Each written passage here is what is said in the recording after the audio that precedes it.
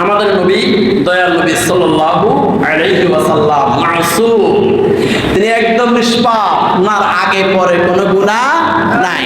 আল্লাহ রাব্বুল আলামিন বলেন, ইন্না ফাতাহনা লাকা ফাতহাম মুবিনা লিয়াগফিরা লাকা আল্লাহু মা তাকদ্দামা মিন যামবিকা ওয়া মা তাআখারা।